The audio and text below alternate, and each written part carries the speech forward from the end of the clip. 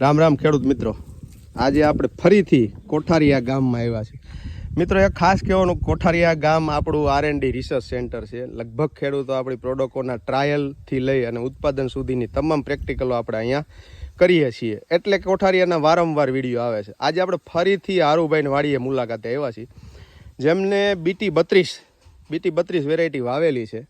BT32 વાવ્યા અને આજે 60 દિવસ થયા છે. આરુભાઈ, કેટલા દિવસની મગફળી થઈ? મગફળી અઢી પોણા 3 મહિના જેવું. 3 60 65 70 દિવસની આસપાસ થઈ. જ્યારે તમે પ્રોપેન વાપરા પહેલા શું પરિસ્થિતિ હતી આ મગફળીમાં? પેલા હુયા નહોતા દેખાતા. હાવ નહોતા દેખાતા હતા, પણ એમ કે બહુ નહીં એમ. પછી તમે પ્રોપેનનું વિક્રમભાઈ પાસેથી ખરીદી કરી અને પ્રોપેન લઈ અને આપણે છંટકાવ કર્યો. એમાં કેટલા છંટકાવ પ્રોપેનના કર્યા? 2 રાઉન્ડ કર્યા. અત્યારે હવે તમે હુયા બતાવી શકશો? જ્યારે નહોતા અને અત્યારે છે તો કેવા છે? બહુ સારા. અને જે હુયા છે એમાં ગોગડ બેઠી છે બધે તમામ. ખાલી પ્રોપેનનું કામ હુયા ફોડવાનું નથી, પણ હુયામાં ગોગડ બેહાડવાનું પણ કામ છે. ખેડૂત મિત્રો, આ તમે લાઈવ જોઈ શકો. આરુભાઈ આપણે ગયા વર્ષે વાપર્યું હતું.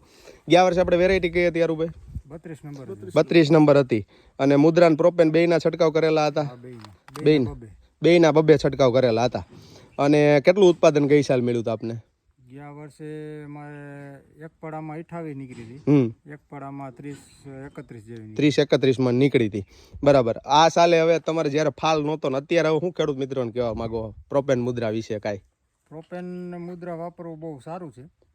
રિઝલ્ટ એનું બહુ સારું મળે છે. બહુ સારું મળે છે. મેં તો ફાલની દવા ઘણી વાપરી, પણ પ્રોપેન માં થોડુંક મને લાગ્યું કે ફાલ વધારે આવે. સરસ. સાંભળજો ખેડૂત મિત્રો, ખેડૂતના મોઢે કીધેલું રિઝલ્ટ છે અને ખેડૂતની સમક્ષ જોયેલું રિઝલ્ટ છે. જે મગફળી અત્યારે તમે જોઈ શકો, એ બધી મગફળીમાં રાઉન્ડ થઈ ગયેલા છે.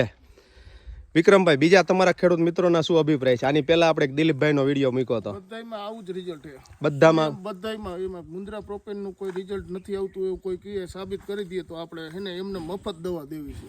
સરસ, ખૂબ ખૂબ આભાર.